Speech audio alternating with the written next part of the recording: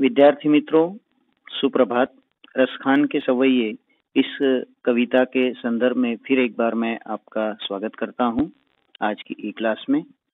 रसखान के सवैये में हमने पहला सवैया इससे पूर्व पढ़ा है, जिसमें हमने देखा कि रसखान किस प्रकार कृष्ण के प्रति अपनी अनुरक्ति प्रकट करते हैं। मानव के रूप में ब्रज प्रदेश में ग्वालाओं के बीच रहना चाहते हैं, पशु के रूप में नंद बाबा की गायों के मध्य रहना चाहते हैं।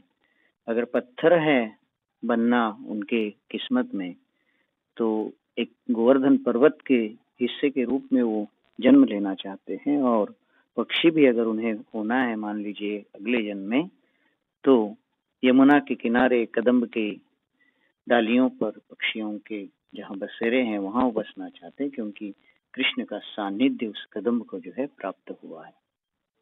अब हम आगे बढ़ेंगे।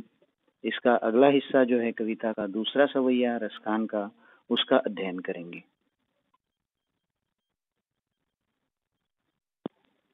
आइए पढ़ते हैं दूसरा दोहा। सस्वर पठन इसका करते हैं। आ लकुटी अरु कामरिया पर राजति हूँ पुर को तजिडारो, आठहु सिद्धि नवो निधि के सुख नंद की गाई चराई बिसारो। रस खान कबो इन आखिन सो ब्रज के बन बाग तड़ाग निहारो, कोटिक एकल धौत के धाम करिल के कुंजन ऊपर वारो। मित्रों, इस सवैये को अब एक शब्दों के अर्थों को समझते हुए फिर से पढ़ते हैं। आ लकुटी अरु कामरिया पर। लकुटी, लकुटी का अर्थ है लाठी, जो कृष्ण गाय चराते हुए अपने साथ लेकर चलते थे। अरु और कामरिया, कामरिया यानी कंबल, जिस कंबल को ओढ़कर कृष्ण जो है साथ चलते थे ग्वालाओं के साथ। और इस लकुटी और कामरिया पर जो कृष्ण ने धारण की थी लाठी और कंबल, उस पर राजती हूँ पुर को तजी डारो। तजी यानी त्यागना, डारो यानी देना, डाल देना, त्याग देना।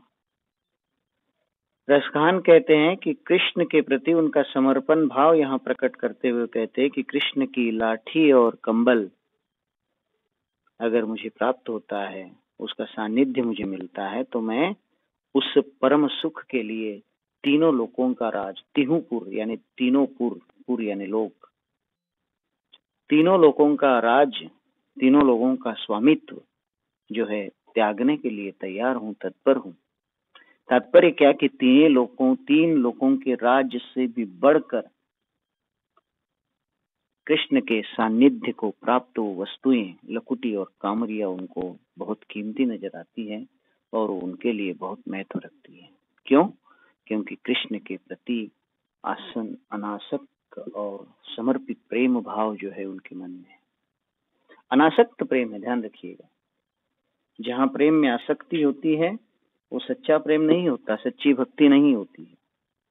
सच्ची भक्ति हमेशा अनासक्त होती है, जिसमें कुछ पाने की या कुछ छोटी छोटी हमारी उपलब्धियों को, अपनी मांगों को पूरी करने की कोई बात उसमें नहीं होती। आगे रसखान कहते देखिए, आठों सिद्धि नवो निधि के सुखनंद की गाय चराई बिसारो। 8 सिद्धियां और 9 निधियां। इन 8 सिद्धियों को और 9 निधियों को हम समझते हैं।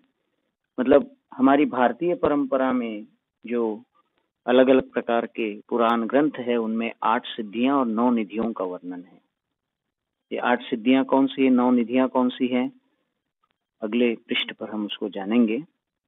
तब तक समझ लीजिए कि 8 सिद्धियां और 9 निधियां ये इस दुनिया का सर्वश्रेष्ठ सुख जिसे माना जाता है, उसको भी कवि छोड़ना चाहते हैं, बिसरना चाहते। बिसारो, बिसारो यानी भूल जाना, भुला देना।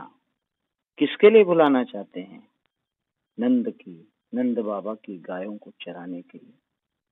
नंद बाबा की गायों को जो है कृष्ण का सानिध्य प्राप्त हुआ है। कृष्ण उनके साथ जंगल में उन गायों को चराने के लिए ले जाते थे। वो गाय जो है वो कृष्ण के साथ उनका सहवास उनको मिला है, और इसलिए उन्हीं गायों को चराने का भाग्य उनको प्राप्त हो, ये उनकी अभिलाषा है। और इसलिए वो कहते हैं कि अगर नंद की गायों को चराने का भाग्य, चराने का अवसर मुझे प्राप्त होता है तो उसके सम्मुख मेरे लिए 8 सिद्धियां और 9 निधियां भी जो है, उनका सुख जो है वो पूरी तरह से व्यर्थ है, उसे मैं भूलना चाहता हूँ, भुला देना चाहता हूँ अगर मुझे नंद बाबा की गाय चराने का सुख प्राप्त होता है।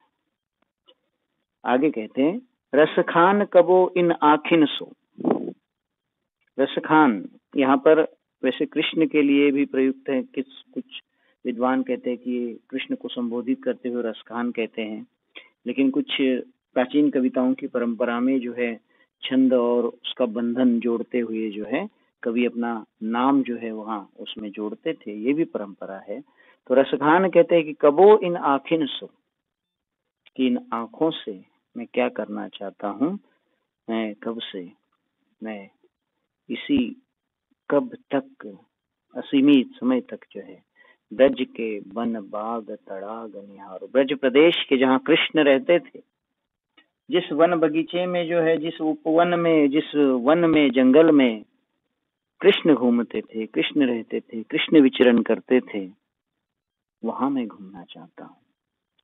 वन यानी जंगल, बाग यानी उपवन बगीचा, और तड़ाग, तड़ाग शब्द आया है तालाब के लिए। तो मैं वहां के तालाब जहाँ कृष्ण क्रीड़ा करते थे उसको निहारना चाहता हूँ, देखना चाहता हूँ, जी भर कर, आंख भर कर देखना चाहता हूँ, वनों को निहारना चाहता हूँ, बागों में विचरण करना चाहता हूँ। वहां घूमते हुए मुझे एहसास होगा कि मानो मैं कृष्ण का सानिध्य प्राप्त कर रहा हूँ, कृष्ण का सहवास प्राप्त कर रहा हूँ, कृष्ण मेरे कहीं आसपास ही है। इस प्रकार की अनुभूति मुझे होगी, इस प्रकार की अनुभूति कवि को हो सकती है, और इसलिए उनकी अभिलाषा है, इच्छा है, कामना है कि वो ब्रज के उन वन बाग और तड़ाग जो है उसको निहारना चाहते हैं। कोटिक एकल धौत के धाम करिल के कुंजन ऊपर वार। आगे रसखान कहते हैं कि कोटिक, कोटिक यानी करोड़ों, कलधौत, कलधौत के धाम यानी सोने चांदी के महल, सुवर्णों के महल, जो बड़े कीमती धातु है, कीमती धातुओं से बने हुए बड़े बड़े महल, धाम यानी महल, उनको भी मैं वारना चाहता हूँ, त्यागना चाहता हूँ, न्यौछावर करना चाहता हूँ, छोड़ देना चाहता हूँ। किस लिए? करिल के कुंजन ऊपर वार। करील एक प्रकार की कांटेदार झाड़ियां होती है जो यमुना किनारे जो है उगती है, और उन्हीं करील के कुंजन में जो है कृष्ण गोपियों के साथ क्रीड़ा करते थे, रास लीला करते थे। उन्हीं कांटीली झाड़ियां जो करील की कहीं जो झाड़ियां हैं, पौधे हैं, उन पौधों इतने कीमती है रसखान के लिए कि उसके लिए करोड़ों स्वर्ण महलों का, करोड़ों सोने चांदी के महलों का सुख जो है त्यागने के लिए वो तत्पर है। भाव ये है कि कृष्ण के लिए, कृष्ण भक्ति के लिए, कृष्ण के सहवास में आए हुए हर एक तत्व के लिए जो है रसखान सब कुछ न्यौछावर करने के लिए तत्पर है। यानी उनके जीवन का साध्य, जीवन का लक्ष्य और जीवन का एक ही जो है लक्ष्य है, वो है कृष्ण की भक्ति, कृष्ण के प्रति समर्पण भाव उनका इस सवैये में जो है प्रकट होता है। इस प्रकार समर्पण भाव की भक्ति और कृष्ण के लिए सब कुछ त्यागने की भावना इस सवैये में व्यक्त होती है। कृष्ण के प्रति अत्युच्च समर्पण भाव की भक्ति यहाँ पर प्रकट होती है। आगे बढ़ते हैं। अब इसका एक बार सरल अर्थ पढ़ते हैं। देखिए, प्रस्तुत पंक्तियों में कवि रसखान का भगवान श्री कृष्ण एवं उनसे जुड़ी हुई वस्तुओं के प्रति बड़ा गहरा लगाव देखने को मिलता है। बहुत स्नेह है उनको उनकी वस्तुओं से। वे कृष्ण की लाठी और कंबल के लिए तीनों लोगों का राजपाट तक छोड़ने के लिए तैयार है। यानी तीनों लोगों का स्वामी अगर मैं बन जाऊं, एक तरफ तीनों लोगों का स्वामी होना है और दूसरी ओर अगर कृष्ण की लाठी और कंबल को स्वीकार करना है, तो कवि का कहना है कि मैं उन तीनों लोगों के राज को मैं अस्वीकार कर दूंगा, क्योंकि उससे भी ज्यादा कीमती मेरे लिए कृष्ण के लाठी और कंबल है। क्यों? क्योंकि कृष्ण से अत्यंत प्रेम है, भक्ति है कवि की। अगर उन्हें नंद की गायों को चराने का मौका मिले तो इसके लिए वो 8 सिद्धियां और 9 निधियों का सुख त्यागना चाहते हैं। यहाँ पर ये 8 सिद्धियां और 9 निधियों की बात हम करेंगे मित्रों। ये 8 सिद्धियां देखिए यहाँ पर है, हमारी किताब में दी हुई है। अनिमा, महिमा, गरिमा, लघिमा, प्राप्ति, प्राकाम्य, ईशित्व और वशित्व। ये 8 सिद्धियां हैं जिनको तपस्या से प्राप्त किया जा सकता है। जब तप करके, योग करके, बड़ा कठिन योग करना पड़ता है इसके लिए। देखिए अगर आपको याद है तो हमने जो ललद्यद कविता का, ललद्यद जो कवियत्री हैं, कश्मीरी कवियत्री, उनकी वाक कविता पढ़ी जिसमें पंक्तियां आती है। देखिए, आई सीधी राह से गई न सीधी राह, सुषुम्न सेतु पर खड़ी थी बीत गया दिन आह, जेब टटोली कौड़ी न पाई, माझी को दूं क्या उतराई। यहाँ पर कवियत्री ने ये भाव उस पंक्ति में व्यक्त किया है कि मैं जब तब हठयोग की साधनाओं में सारी जिंदगी जो है उलझी रही, लेकिन सहज सरल भाव से भक्ति को मैंने अपनाया नहीं, और इसके कारण भक्ति का कुछ भी संचित मेरे पास नहीं है, जमा पूंजी कुछ नहीं है जिसको मैं अपने भगवान को, अपने आराध्य को, ईश्वर को समर्पित कर सकूं। भवसागर से पार करने वाले ईश्वर को, यानी मांझी को, नाव चलाने वाले खवैये को मैं कुछ दे पाऊं, ऐसा मेरे पास कुछ भी नहीं था। वहां कवियत्री ने कहा था कि मैं सहज भाव की भक्ति नहीं कर पाई, सहज भाव की भक्ति ही सर्वश्रेष्ठ भक्ति है, ये उनका, कवियत्री का वहां कहना था। वही बात अगर दूसरे शब्दों में कहे तो यहाँ पर है मित्रों कि 8 सिद्धियां जो बड़े तप से प्राप्त होती है, बहुत हठयोग करना पड़ता है, अलग अलग प्रकार की नाड़ियों को जागृत करना पड़ता है। यहाँ पर इन सिद्धियों का अर्थ मैं संक्षेप में आपको समझाना चाहूंगा अगर आप जानना चाहते हैं। जैसे अनिमा जो है, अनिमा यानी अनु शब्द है एक तरह से इसमें, कि अनु की तरह जब तप करके कोई साधु, सन्यासी या कोई भी तपोबल से जो है अपने शरीर को सूक्ष्म करने की क्षमता प्राप्त कर लेता है, ये सिद्धियां यानी एक तरह से क्षमता है, वो क्षमता प्राप्त कर लेता है तो वो अनिमा कहलाती है। महिमा, महिमा यानी महानता, बड़ा होना, तो शरीर का विस्तार हो जाना, एक तरह से विस्तार करने की अगर कौशल उत्पन्न हो जाता है, सिद्धि प्राप्त हो जाती है तो वो महिमा कहलाती है। गरिमा, गरिमा इस प्रकार की क्षमता है कि जिसमें अपने शरीर को व्यक्ति अत्यंत भारी बना लेता है कि किसी के द्वारा वो बिल्कुल भी हिल नहीं पाता है। जैसे भीम का अहंकार तोड़ने के लिए, उसका घमंड तोड़ने के लिए हनुमान जो है उसके रास्ते में बैठे थे, पूंछ फैलाकर जो बैठे थे, और भीम जो है उसमें असफल हुए थे हटाने में, इतने बलशाली होने के बाद भी। तात्पर्य वो क्या कि वहां वो गरिमा जो है, सिद्धि, उसका प्रदर्शन हनुमान के द्वारा किया गया है। लघिमा, लघिमा में अपने शरीर को लघु यानी अत्यंत हल्का कर लेना कि कहीं भी उड़कर चला जाए व्यक्ति। अगर कुछ धार्मिक कथाओं में आप देखते हैं कि कहीं कोई ऋषि मुनि जो है चले जाते हैं, उड़कर कहीं से कहीं चले जाते हैं, पहुंच जाते हैं, तो ये लघिमा सिद्धि होती है। प्राप्ति, प्राप्ति का अर्थ है कुछ प्राप्त होना। जो सिद्धि, उच्चतम शक्तियां प्राप्त हो जाती है तो वो प्राप्ति कहलाती हैं, या उसको सिद्धि भी दूसरे शब्दों में कहते, कुछ भी करने की क्षमता प्राप्त हो जाना, वो है प्राप्ति। फिर है प्राकाम्य।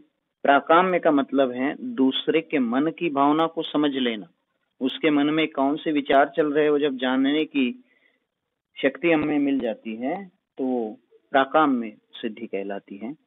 ईशित्व, ईशित्व ईश्वरत्व एक तरह से, और ईश्वर के समान जब कोई रूप उस धारण कर सकता है या उस तरह की ताकत, बल प्राप्त हो जाता है, भगवान के समान दर्जा जब किसी को प्राप्त हो जाता है अपनी तपोबल के आधार पर, तो उसे ईशत्व कहा जाता है। और वशित्व यानी वश में करना, किसी को भी, इस धरती पर मौजूद किसी भी तत्व को, मनुष्य को, चराचर को वश में कर लेने की क्षमताएं होती है।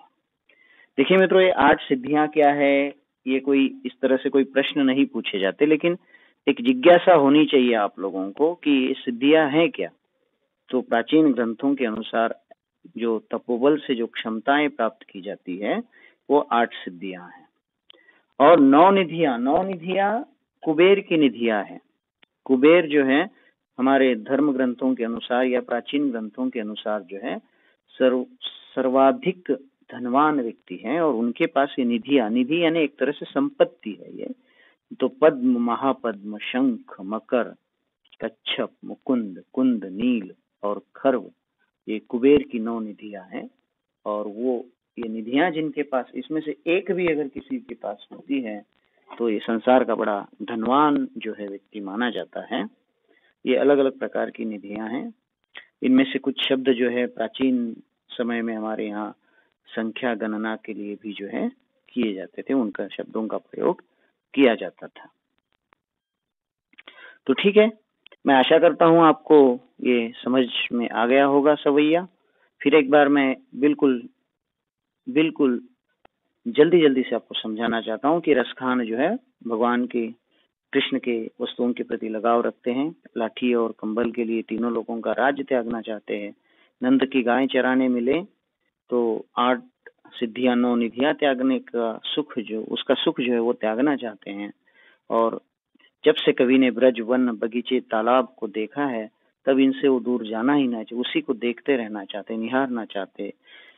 और कुंजन यानी करील की जो कुंजे हैं यानी झाड़ियां हैं, करील की झाड़ियां जो यमुना के किनारे हैं, उनके लिए करोड़ों सोने के महल भी कवि न्योछावर करने के लिए तत्पर है यानी कृष्ण के प्रति समर्पित भाव की भक्ति यहाँ प्रस्तुत हुई है। आइए इस सवैये के आधार पर प्रश्न बनते हैं। जैसे ब्रज प्रदेश के प्रति प्रेम रसखान ने किस प्रकार प्रकट किया है। न्योछावर करना, ये जो मुहावरा है, इसका अपने अर्थ तो आप समझ गए, अब वाक्य में प्रयोग करना है उसका। करोड़ों सुवर्ण महल, और उस किसके बदले में उन महलों को कवि त्यागना चाहते हैं, ये आपको सोचकर लिखना है। अच्छी तरह से सोचिए और उत्तर लिखने का प्रयास कीजिए। आज इस वीडियो में इतना ही अंश हम पढ़ेंगे। फिर अगले सवैये के साथ अगले वीडियो में आपसे फिर मुलाकात होगी। तब तक के लिए धन्यवाद।